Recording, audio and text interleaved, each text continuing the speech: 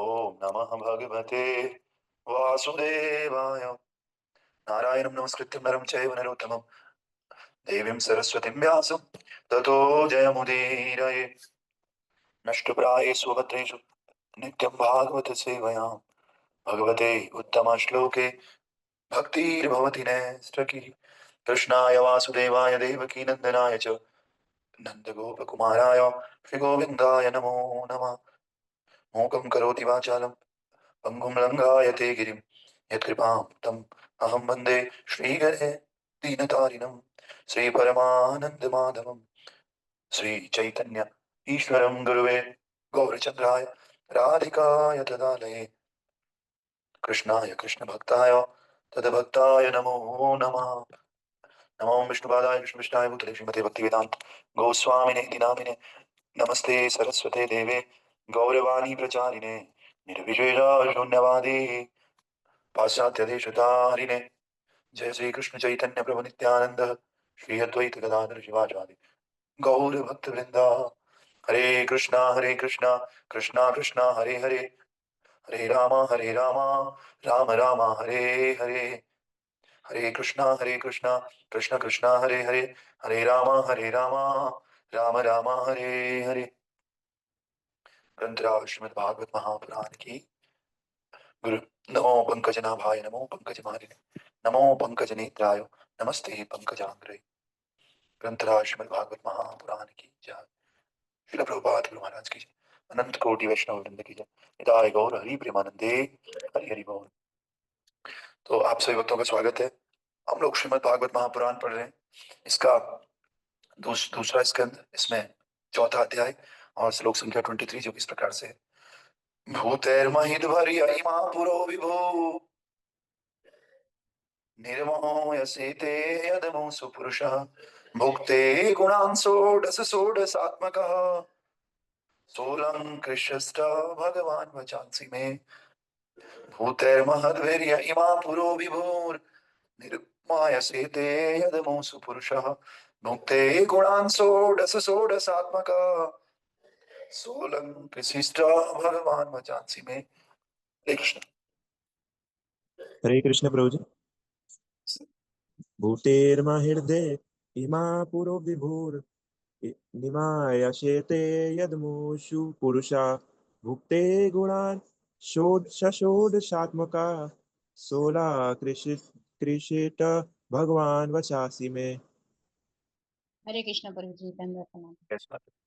भुक्ते महदीय इमा पुरो विभुः निर्माय सेते ऋष पुरुषः भुक्ते गुणाना षोडशात्मकम् सोलह कृष्ण भगवान वचांसि में। बोल। ओके, तो कल हमने इसका अर्थ पढ़ा था कि ब्रह्मांड के अंदर लेटकर जो तत्वों से निर्मित शरीरों को प्राणमय बनाते हैं।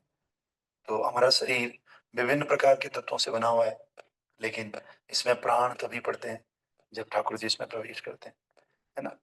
और जो अपने पुरुष अवतार में जीव को भौतिक गुणों के अलग अलग विभागों के अधीन करते हैं। तो हम सब लोग इस प्रकृति के भौतिक गुणों के अधीन है, सतोगुण रजोगुण तमोगुण, है ना। और इनके भी अलग अलग विभाग हैं। इन विभागों के अधीन हम लोग हैं, है ना। तो ये वास्तव में इनके भी जो अधिष्ठाता है वो भगवान श्री कृष्ण है। और जो जीव के जनक के रूप में, जनक मतलब जो सभी जीवों को पैदा करने वाले पिता है सभी जीवों का। तो भगवान गीता में भी कहते हैं अहम बीज प्रदा पिता, मैं सभी जीवों को बीज देने वाला पिता हूँ। और वे पूर्ण पुरुषोत्तम भगवान मेरे प्रवचनों को अलंकृत करने के लिए प्रसन्न हुए। ऐसे पूर्ण पुरुषोत्तम भगवान मेरे वचनों को अलंकृत करने के लिए प्रसन्न हूँ। तो भगवान से प्रार्थना की जा रही है कि प्रभु मैं जो भी बोलने जा रहा हूँ उसमें आपकी कृपा रूपी अलंकार हो। ठीक? तो इस प्रकार से, ताकि ये बहुत सुंदर लगे, दूसरे इसको स्वीकार कर सके, है ना। क्योंकि बिना अलंकृत चीजों को स्वीकार करना डिफिकल्ट होता है। तो इसलिए सुखदेव गोस्वामी भगवान से प्रार्थना कर रहे हैं कि मैं जो भी प्रवचन करने जा रहा हूँ सुखदेव, ये महाराज परीक्षित को तो ये आपकी कृपा मिले और मेरा प्रवचन अलंकृत हो, है ना। तो मंगलाचरण करने से, इस तरह की प्रार्थना करने से प्रवचन बहुत सुंदर हो जाता है ना, और अलंकृत हो जाता है। तो एक स्ट्रेंजर कल पढ़ा अगला स्टेंजा इस प्रकार से है। तात्पर्य वाय अर्चनीय बंदनीय प्रात स्मरणीय जगत कृष्ण प्रभुपाद जी द्वारा। श्रील प्रभुपाद की जय। बुद्धिमान व्यक्ति ये स्पष्ट रूप से देख सकता है कि चाहे कोई भौतिक सृष्टि, चाहे अपना शरीर हो, आध्यात्मिक स्पर्श के बिना वो सुंदरता के साथ वृद्धि नहीं कर सकता, है ना। संसार का सर्वाधिक बुद्धिमान व्यक्ति, ये बड़ा से बड़ा वैज्ञानिक, किसी भी वस्तु को तभी ढंग से प्रस्तुत कर सकता है जब उसमें जीवन हो या आध्यात्मिक स्पर्श हो। प्रभुपाद बता रहे हैं कि जिसको थोड़ी भी बुद्धि होगी, वो व्यक्ति समझ पाएगा कि हमारी सुंदरता तब तक विकसित नहीं होती है जब तक हमारे अंदर आध्यात्मिक स्पर्श ना हो, स्पिरिचुअलिटी ना हो, यानी कि आत्मा ना हो। सीधी सीधी बात, मान लिया कोई मर गया, लेकिन वो पृथ्वी के सारे तत्व तो अभी भी विराजमान है उसके अंदर, तो आप कितना ही सजा दो उसको, एक दो दिन में उसमें बदबू आने लग जाए, है ना। तो जब तक भगवान का तत्व यानी कि आत्मा, आध्यात्मिकता जीवन में नहीं आती है, वो व्यक्ति सुंदर नहीं हो पाता है ना। वैज्ञानिक कितना ही बड़ा बुद्धिमान हो, कितना ही बड़ा वैज्ञानिक हो, तभी किसी वस्तु को प्रस्तुत कर सकता है जब वो जिंदा हो। जिंदा ही नहीं होगा तो कैसे प्रस्तुत करेगा। और ये जो जीवन है, जो जिंदगी है, जो चेतना है, ये एकमात्र प्रभु हमको देते हैं, है ना। इसीलिए प्रभु के बिना सारी सुंदरता बेकार है। तो अतएव समस्त सत्यों सत्यों के स्रोत सर्वोपरि आत्मा है, स्थूल पदार्थ नहीं, जैसा कि ब्रह्मवश निपट भौतिकवादी सोचता है। हम लोग सोचते हैं केमिकल से लोग बने हैं, पदार्थ से पदार्थ बना है, ऐसा नहीं है। मैटर से बना हुआ है, ऐसा नहीं। सब लोग सुप्रीम पर्सनालिटी ऑफ गॉड है, भगवान से सब लोग बने हुए हैं, है ना? वैदिक साहित्य से हमें जानकारी मिलती है कि सर्वप्रथम श्री भगवान ने रिक्त भौतिक ब्रह्मांड में प्रवेश किया, तब सारी वस्तुएं एक एक करके विकसित हुई। इसी प्रकार भगवान परमात्मा के रूप में प्रत्येक व्यक्तिगण जीव में स्थित है, अतः उनके द्वारा सारे कार्य अच्छे ढंग से संपन्न होते हैं। 16 प्रमुख सृजनकारी तत्व जिनके नाम है, आप लोग इन तत्वों को अच्छे से सुन लीजिए, याद कर लीजिए, है ना। 16 तत्व इस प्रकार से हैं: पृथ्वी, जल, अग्नि, वायु, आकाश। ये तो 5 आप लोग जानते ही थे, है ना।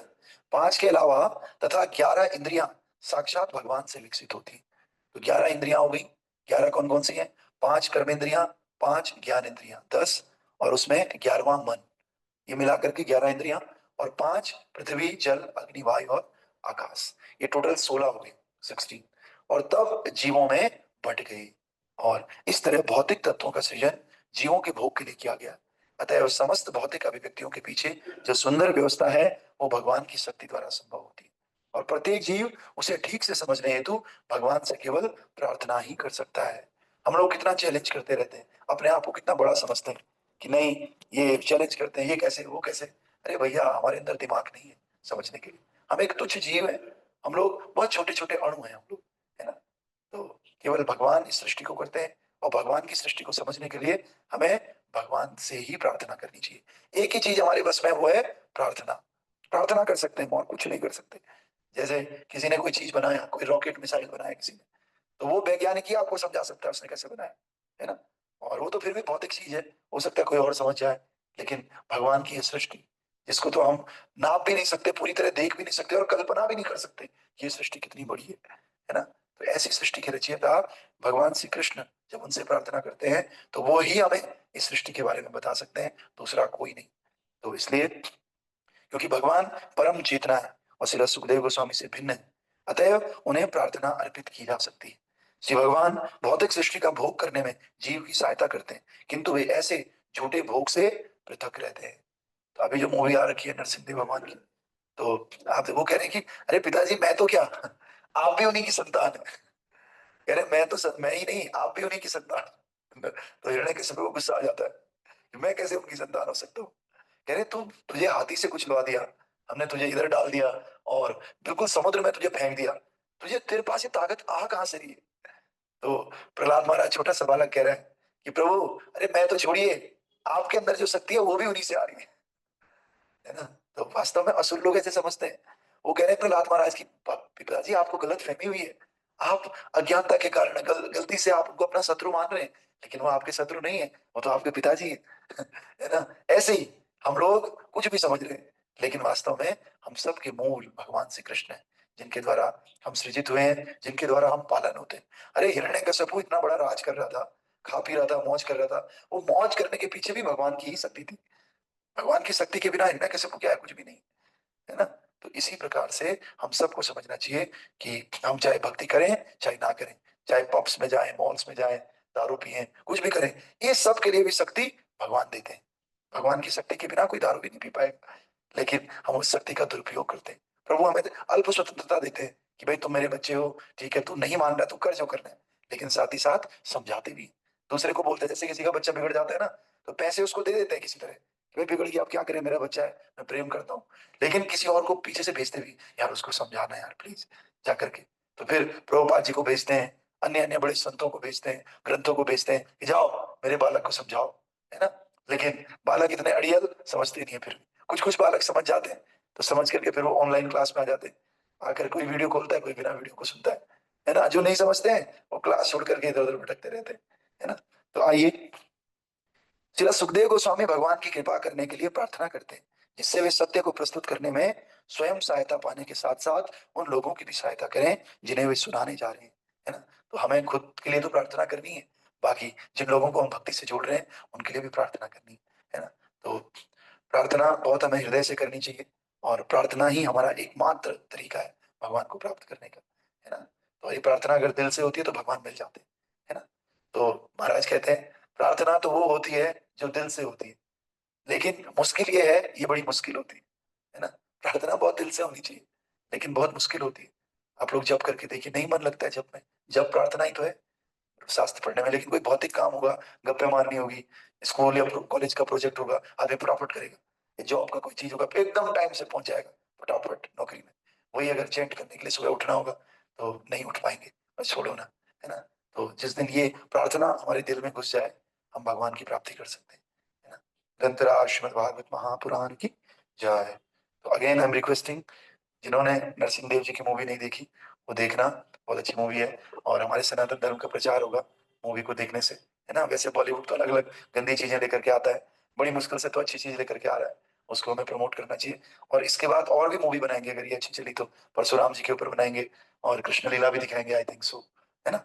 तो अगर आप चाहते हो सनातन धर्म बॉलीवुड के माध्यम से फैले, जो कि अभी तक ठप हो रखा था, उल्टी उल्टी चीजें फैला रहे थे, तो आप सब लोग लोगों को प्रेज कीजिए, थोड़ा सा कोशिश कीजिए कि कल, आज सैटरडे है, कल संडे है, सैटरडे संडे में लोग जाकर के इस मूवी को देखें। और किसी को, जैसे कल जो हमारे साथ गए थे, वो माता जी कह रही थी कि नहीं मैं तो दोबारा देखूंगी, मन कर रहा है एक बार और देख लूं। तो ऐसे लोग जो दोबारा देखना चाहते हैं दोबारा भी चले जाए, क्या हो रहा है ना। हम फालतू के काम में तो दोबारा दोबारा करते हैं, चौमहीने एक बार खा लेते हैं, दूसरे दिन फिर जाते हैं खाने के लिए। तो कर लें थोड़ा सा, अगर स्टूडेंट्स भी समय निकाल सकते हैं तो they should see, they should watch this movie, है ना। श्रील प्रभुपाद की जय।